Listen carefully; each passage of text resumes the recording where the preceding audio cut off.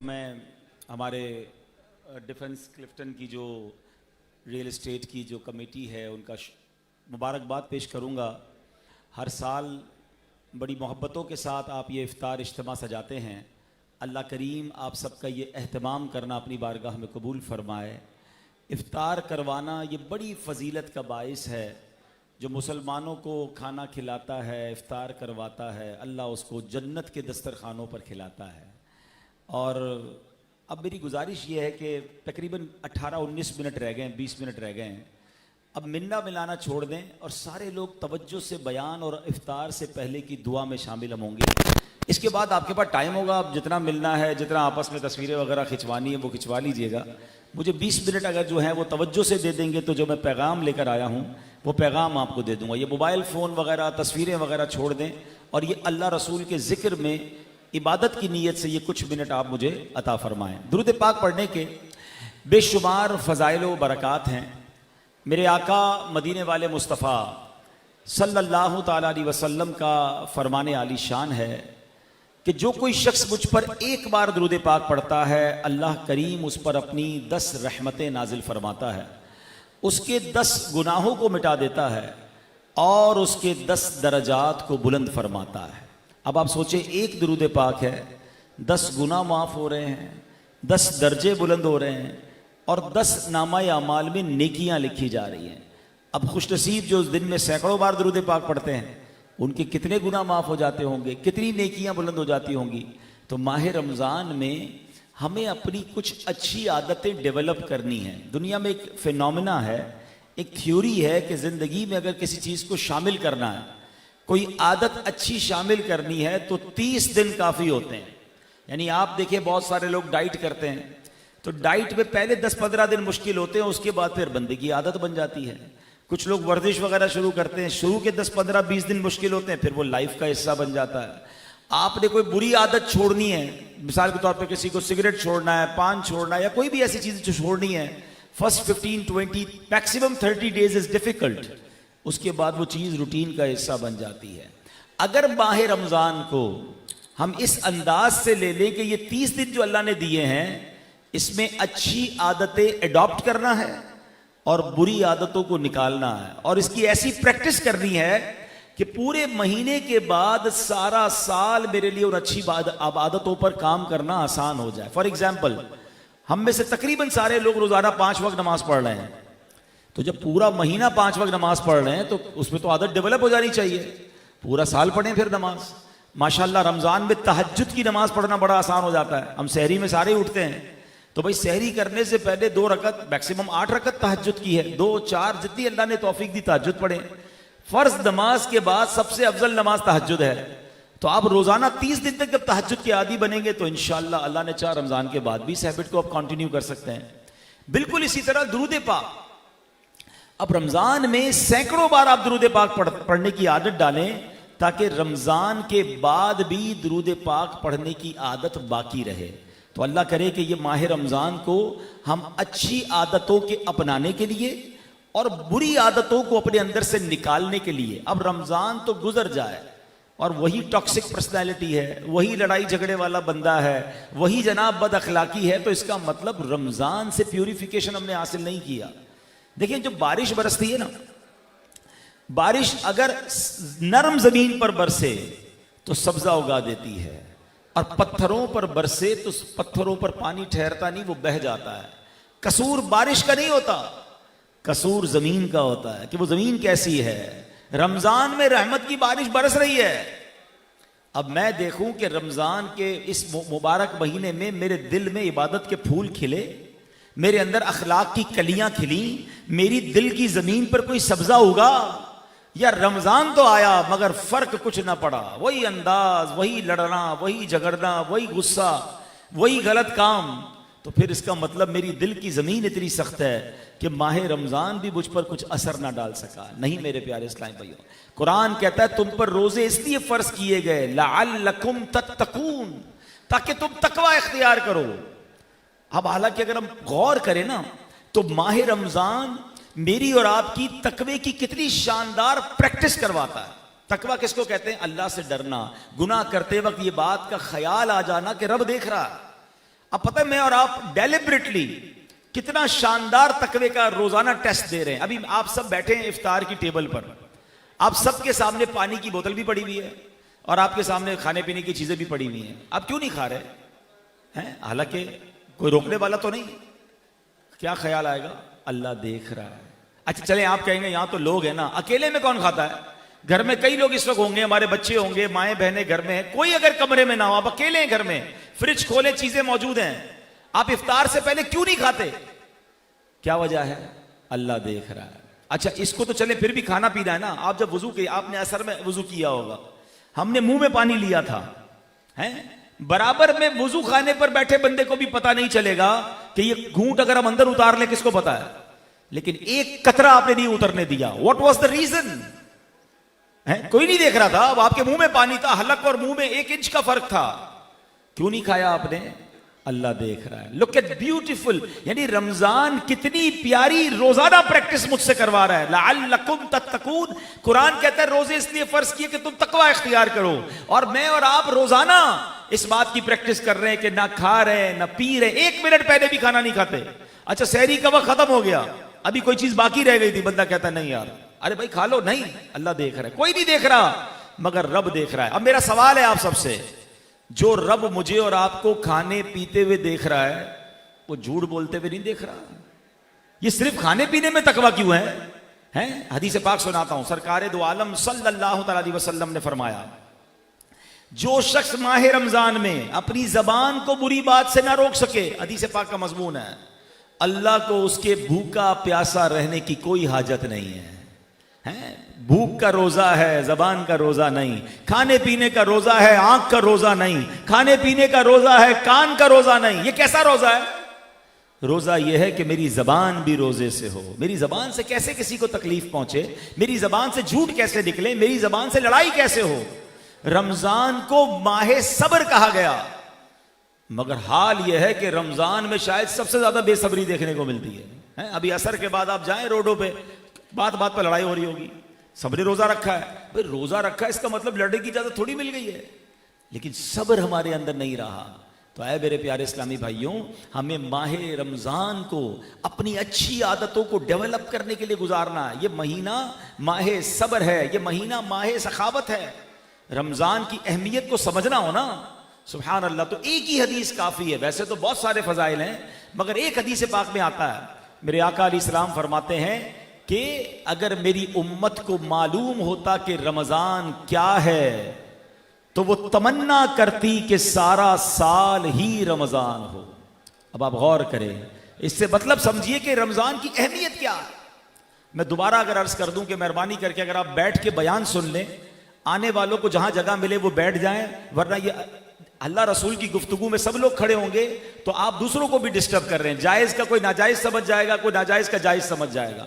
तो इफ्तार के बाद आपको जिससे मिलना है वो मिलने, अगर आपने बयान के लिए बुलाया है तो मेहरबानी करके आप कुछ मिनट गौर से तवज्जो से बयान सुन लें। तो मैं अर्ज ये कर रहा था कि माह रमजान ये कितनी बड़ी नेमत है कि सरकार दो आलम अलैहिस्सलातु वस्सलाम फरमाते हैं कि अगर मेरी उम्मत को मालूम होता रमजान क्या है, तो वो तमन्ना करते कि सारा साल ही रमजान हो। इस कदर रमजान की अहमियत है। इसका पहला अशरा अशराए रहमत, दूसरा अशरा अशराए मगफिरत, और आखिरी अशरा जहन्नम से आजादी का अशरा है। देखते ही देखते, अब देखें आज 8वां गालिबन रोजा हो गया, अशराए रहमत हमारे अंदर से। अभी हम सोच रहे थे रमजान आने वाला है, रमजान के 8 रोजे गुजर गए। तो रमजान को आपने और मैंने गनीमत जानना है। अल्लाह ने मुझ पर और आप पर एहसान किया है फिर रमजान देकर, और इस महीने में मगफिरत करवानी है, गफलत में नहीं गुजारना। क्योंकि मैं अब आपको एक दुआ सुनाने जा रहा हूं। ये दुआ की है जिब्रील अमीन ने। Try to understand the status of Jibreel Amin. He is the leader of the angels, फरिश्तों के भी सरदार हैं। और आप दुआ करते हैं, या अल्लाह जो रमजान को पाए और अपनी मगफिरत ना करवा सके वो हलाको बर्बाद हो जाए। और ये दुआ कौन कर रहा है? जिब्रील अमीन। इस दुआ पर आमीन कहा नबी पाक अलैहिस्सलाम ने। अब मैं आपसे सवाल करता हूं, इस दुआ की कबूलियत में कोई शक है? जिब्रील अमीन दुआ करें और रहमतुल लिल आलमीन अलैहिस्सलातु वस्सलाम आमीन कहें, इट मींस इट्स कंपल्सरी। ये तो कंफर्म हो गया कि जिसने रमजान में अपनी बख्शिश ना करवाई वो हलाको बर्बाद हो जाएगा। अच्छा, अब रमज़ान में भी बख्शिश क्यों ना हो? उन लोगों की कैसे होगी जो रमज़ान में भी गफलत का शिकार है? कई लोग रोज़े नहीं रख रहे, कई तरावी नहीं पढ़ रहे, कई नमाजों में सुस्तियाँ कर रहे हैं। खुदा के वास्ते ऐसा ना करें। अल्लाह ने रमज़ान में हमारे लिए मगफिरत का सामान कैसे किया कि नेकियों का अजर बढ़ा दिया गया। नफल का सवाब फ़र्ज के बराबर, फ़र्ज का सवाब 70 गुना। अल्लाह अकबर। रोज़ाना इफ्तार के वक्त 10 लाख गुनाहगार बख्शे जाते हैं। आज भी बख्शे जाएंगे। हम अल्लाह से दुआ करेंगे कि अल्लाह आज बख्शे जाने वालों में हमारा नाम भी लिख दे। तो मैंने और आपने बाकायदा कोशिश करनी है। अब आखिर में मैं आपको नबी पाक अलैहिस्सलाम रमज़ान कैसे गुजारते थे। देखिए, हम मुसलमानों के लिए सबसे बेस्ट रोल मॉडल तो हमारे आका है ना। हम उन्हीं से सीख लेते हैं कि वो रमज़ान कैसे गुजारते थे। What was the habits of रसूल पाक अलैहिस्सलाम इन रमज़ान। बीबी आयशा सिद्दीका तैयबा ताहिरा रदी अल्लाह ताला अन्हा फरमाती हैं कि जब रमज़ान आता तो नबी पाक अपने बिस्तर पर कम तशरीफ लाते, सारी रात दुआओं में और इबादत में गुजारते और प्यारे आका के चेहरे का रंग बदल जाता था, मुतगय्यर हो जाता था। शारहीन लिखते हैं ये रमज़ान में चेहरे के रंग बदलने का मतलब ये था कि नबी पाक को ये फिक्र हो जाती कि कहीं रमज़ान में हक के बंदगी अदा करने में कमी ना रह जाए। ये किसका कौन तवज्जो कर रहा है? किसको ये फिक्र है? जिनके सदके रमज़ान मिला। सच बताओ, हमें कितनी फिक्र होनी चाहिए थी, मगर आज हमें तो 2-3 फिक्रें ही हैं। हाँ भाई, आज इफ्तारी कहाँ करनी है, आज सहरी कहाँ करनी है, रात को किधर खाना है। नौजवान रमजान टूर्नामेंट में लगे हुए हैं। अल्लाह अकबर। हमारी गुफ्तगू का टॉपिक ही यही है, इफ्तार कहाँ करना है, सहरी कहाँ करनी है। अरे टॉपिक ये होना चाहिए था आज तिलावत कहाँ करनी है, आज दुआ कहाँ करनी है, आज तरावी का क्या प्रोग्राम है, आज जाके तहज्जुद किधर पढ़नी है। यार रमजान इबादत के लिए आया था, मगर अनफॉर्चुनेटली हम लोगों ने उसे फूड फेस्टिवल बना दिया है। आज किसी को आप रमज़ान की रोडों पर किसी गैर मुस्लिम को लेकर आ जाए कराची की रोडों पर कि यार ज़रा बताओ ये कौन सा महीना चल रहा है, तो लोग शायद ये बताएंगे कि लगता है मुसलमानों का कोई खाने पीने का त्यौहार आया है। हर तरफ खाने पीने हो रहे हैं। और जनाब रमज़ान तो भूखा रखकर अल्लाह के करीब करने आया था, मगर कुछ यार दोस्त ऐसे जिनका रमज़ान में भी वजन बढ़ जाता है। क्यों बढ़ता है भाई, आप तो रोज़े भी रखते हैं। वो सहरी में ज़्यादा इसलिए खाता हूँ कि पूरा दिन भूखा रहना है, इफ्तार में इसलिए ज्यादा खाया कि पूरा दिन भूखा रहकर आया था, फिर रात 2-3 बार और खाया कि कल फिर रोजा रखना है, तो उल्टा रमजान में रोजे रख के भी वजन बढ़ा लिया। हालांकि रमजान भूख बर्दाश्त करके ताकि बंदे की ये कमजोरी उसको अल्लाह के करीब करती है। अब सच बताएं, इस वक्त बात करने को भी जी नहीं चाह रहा होता। असर के बाद जो इफ्तार के करीब वक्त है, ये वक्त होता है एहसास करने का, ये मेरी औकात है और मैं और आप अभी थोड़ी देर में इफ्तार कर लेंगे। मगर ये भूख याद दिलाती है कि दुनिया में लाखों करोड़ों लोग हैं जिनके पास रोजाना खाने को नहीं होता, वो रोजाना भूख में होते हैं। हमारा तो इफ्तार के बाद डिनर रेडी है, कई लोग हैं जिनके पास आज भी डिनर नहीं है। रमजान ये एहसास दिलाने आता है। नबी पाक अलैहिस्सलाम का एक और अंदाज, रमजान में प्यारे आका जिब्रील अमीन अलैहिस्सलाम के साथ कुरान का दौर फरमाते और उसके बाद इतनी सखावत फरमाते कि रिवायतों में आता है तेज आंधी से ज्यादा नबी पाक सखावत फरमाते, हर आने वाले साइल को देते। तो दूसरा अंदाज क्या पता चला प्यारे आका का कि कुरान की तिलावत करनी है। हो सके तो घर वालों के साथ मिलकर दौर करें, आप कुरान पढ़ें, आपके घर वाले सुने, फिर बीवी या बच्चों में से कोई पढ़े और आप सुने कि ये नबी पाक का अंदाज है कि वो जिब्रील अमीन के साथ दौर करते थे। और फिर सखावत करें, ये माह सखावत है। माशाल्लाह कई लोग तो अपनी पूरी ज़कात अदा करते हैं, मगर चूंकि रियल एस्टेट के लोग बैठे हैं, अब बहुत बदकिस्मती के साथ मुझे ये कहना पड़ रहा है कि अब बहुत बड़ी तादाद ऐसी बनती जा रही है जो अपनी ज़कात पूरी नहीं दे रही, प्रॉपर ज़कात का हिसाब नहीं करते। अच्छा, कुछ लोगों को कहो भाई ज़कात दें तो कहते मार्केट बड़ा मंदा है, कारोबार डाउन है। तो जनाब पहले ये फार्मूला समझ लें, ज़कात आपकी आमदनी पर नहीं है, ज़कात आपके कैपिटल पर है। अगर आपकी आमदनी कम हो गई है तो कैपिटल तो मौजूद है ना, जो माले तिजारत है, जो सोना चांदी है, जो कैश अवेलेबल है, और अब साल पूरा होने को है तो जो उसके शरई तकाजे हैं उसके मुताबिक पूरी ज़कात निकालनी है, चाहे वो ज़कात करोड़ों रुपए क्यों ना हो। याद रखिए, दिल पर बोझ ना लीजिएगा, हमेशा याद रखें अगर लाखों ज़कात दे रहे हैं तो रब ने करोड़ों दिए हैं तो लाखों ज़कात बनी ना। अगर अल्लाह ने करोड़ों ज़कात बना दी है तो जनाब अरबों दिए तो तो आपकी करोड़ों ज़कात है, तो ज़कात दिल पर बोझ क्यों बन गई? अरे ये तो कारून का तरीका था जिसने हजरत मूसा के सामने ज़कात देने से इनकार किया और उसको उसके खजाने के साथ जमीन में धसा दिया गया। मुसलमान तो खुश दिली के साथ ज़कात दिया करता है। मैं तो एक दुआ करता रहता हूं, आपको अच्छी लगे तो आमीन कह दो कि या अल्लाह वो माल न देना जिसकी ज़कात दिल पर भारी पड़ जाए। ए अल्लाह वो माल दे जिसकी ज़कात में खुश दिली से अदा करूं। अरे ज़कात देने वाला तो सजदा शुक्र अदा करे कि मेरे मौला तूने देने वाला बनाया, मांगने वाला नहीं बनाया। तो जो इस वक्त गरीबों का हाल है, जो मुसलमानों की कैफियत है, अपने गरीब रिश्तेदारों को देखें, अपने गरीब मुलाजमीन को देखें और ज़कात तकसीम करें, इनका रमज़ान अच्छा करें। याद रखिए नबी पाक ने कसम उठाकर फरमाया कि अल्लाह की राह में खर्च करने से माल कम नहीं होता। मेरे नबी ने वादा फरमाया है और आप ये देख भी लें, जरा चेक कर लें कि जो अब मेरे इस्लामी भाई पूरी ज़कात देते हैं, अगले साल वो ज्यादा ज़कात देते हैं। ये कैसे? क्योंकि माल बढ़ जाता है, अल्लाह उसमें बरकत डाल देता है। तो नबी ये पाक ये महीने में सखावत फरमाते। आप भी नियत कर लें कि आपने खूब सखावत करनी है और अपने रिश्तेदारों, अपने मुलाजमीन को देखने के साथ साथ मैं गुजारिश करूंगा कि दावत इस्लामी जो दुनिया भर में दीन मतीन की खिदमत कर रही है, 150 से ज्यादा मुल्कों में दीन का पैगाम पहुंचा चुकी है। 19,000 से ज्यादा मदरसे हैं जिनमें लाखों बच्चे बगैर फीस के कुरान पाक और दरस निज़ामी कर रहे हैं। इस उम्मत को लाखों हाफिज कुरान और उलमा और नाजरा पढ़ने वाले दावत इस्लामी ने दिए। और अल्लाह की रहमत से वेलफेयर के काम देखें तो दुनिया के कई मुल्कों में अल्हम्दुलिल्लाह मुसलमानों की इमदाद का सिलसिला जारी है।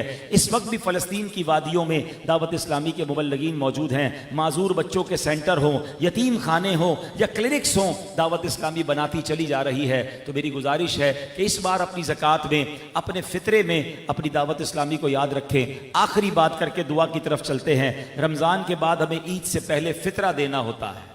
अच्छा, फितरे में भी हम सबसे सस्ती कैटेगरी वाला फितरा लेते हैं। आजकल 300 रुपए गंदुम का फितरा है। लेकिन जनाब मैं सवाल ये करूंगा कि जिस तरह के लोग यहाँ बैठे हैं, क्या ईद के कपड़े सबसे सस्ते वाले पहनते हैं? क्या ईद के जूते सबसे सस्ते वाले लेते हैं? तो जनाब ये फितरा सबसे सस्ता वाला क्यों? ये शुक्राने का अंदाज है कि जब रब ने हमें अच्छा बनाया है तो जो फितरे में कैटेगरीज नबी पाक ने बयान फरमाई कि जौ का भी फितरा है, खजूर का भी फितरा है, किशमिश का भी फितरा है, तो जनाब हम अच्छा फितरा दें। अल्लाह की बारगाह में ये कहकर फितरा दें कि ऐ मौला तूने पूरा रमजान बेहतरीन इफ्तारी करवाई, अब फितरा भी तेरी राह में मैं बेहतरीन अदा करूंगा। जो ज्यादा अच्छा देता है अल्लाह उसे ज्यादा अता फरमाता है। रब करीम से दुआ करता हूं कि रब करीम इस महीने में हमें खूब सखावत करने की तौफीक अता फरमाए। आखिर में फिर मुबारकबाद आपकी इंतजामिया को इतना प्यारा प्रोग्राम सजाने पर। जिन जिन लोगों ने इसमें हिस्सा मिलाया, अल्लाह उन सबको इसकी बेहतरीन जज़ा अता फरमाए। अब आइए दुआए इफ्तार में शामिल हो जाते हैं। अल्हम्दुलिल्लाहि रब्बिल आलमीन वस्सलातु वस्सलामु अला खातमिन नबिय्यीन या अरहमर राहिमीन या अरहमर राहिमीन या अरहमर राहिमीन या रब्बना या रब्बना या रब्बना या रब्बना या रब्बना या अल्लाह या रहमान या रहीम अल्लाहुम्मा रब्बना आतिना फिद दुनिया हसनतन व फिल आखिरति हसनतन व क़िना अज़ाबन नार व क़िना अज़ाबल क़ब्री व क़िना अज़ाबल हश्री व क़िना हिसाबल मीज़ान व उफ़व्विदु अम्री इलल्लाह इन्नल्लाह बसीरुम बिल इबाद ला इलाहा इल्ला अंत सुब्हानका इन्नी कुन्तु मिनज़ ज़ालिमीन। ए रब्बे करीम हम सब के आज के रोज़े को अपनी बारगाह में कबूल फरमा। ए अल्लाह हम सब की बेहिसाब मग़फ़िरत फरमा, हमारे माँ बाप की, नबी पाक अलैहिस्सलाम की सारी उम्मत की बख्शिश फरमा। ए करीम हमें नेक बना दे। माह रमज़ान में जो अच्छी आदतें हमें मिली हैं, ए अल्लाह पूरा साल इन आदतों को अपनाने वाला बना। हमें 5 वक्त का नमाजी बना दे। ए अल्लाह हमें बाअखलाक बना दे। सबके रोज़ी रोज़गार रिज़्क़ हलाल में बरकतें और वुसअतें अता फरमा। ए अल्लाह कर्ज़दारों के कर्ज़े उतर जाएं, बे औलादों को नेक और सालेह औलाद अता फरमा। मेरे मौला रूठों को मना दे, बिछड़ों को मिला दे। ए परवरदिगार जितने हाथ उठे हैं तू सबके नाम भी जानता है और सबके काम भी जानता है। ए अल्लाह सबकी झोलियां भर दे, सबकी मुरादें पूरी कर दे। ए परवरदिगार जो तड़प रहे हैं उन्हें काबा दिखा दे, जो मचल रहे हैं उन्हें मदीना दिखा दे। इसी साल हमें रमज़ान मक्का, रमज़ान मदीना नसीब फरमा। इसी साल हमें हज की सआदत नसीब फरमा। ए अल्लाह हम में जो जिस परेशानी में है तू सबके परेशानियों के के नाम भी जानता है, उन बंदों के काम भी जानता है। इफ्तार का वक्त है, मांगने का वक्त है। ए अल्लाह सबकी झोलियां भर दे, सबकी मुश्किलें आसान कर दे। ए परवरदिगार आलम इस्लाम का बोल बाला फरमा। बिलखुसूस मेरे मालिक वतन अजीज पाकिस्तान पर मुश्किल वक्त आया है। ए अल्लाह हमारे वतन की हिफाजत फरमा, इसकी सरहदों की हिफाजत फरमा। ए परवरदिगार हम सबकी जान, माल, इज्जत, आबरू, आल और औलाद, दीन और ईमान की हिफाजत फरमा। ए अल्लाह दहशत गर्दों की दहशत गर्दियों से हम सब की जान छुड़ा दे। हमारे वतन को अमन व सुकून का गहवारा बना। रब्बना तक़ब्बल मिन्ना इन्नका अंतस समीउल अलीम व तुब अलैना या मौलाना इन्नका अंतत तव्वाबुर रहीम बिबरकति इन्नल्लाह व मलाइकतहु युसल्लूना अलन नबी या अय्युहल्लज़ीना आमनू सल्लू अलैहि व सल्लिमू तस्लीमा सल्लल्लाहु अलन नबिय्यिल उम्मी व आलिहि।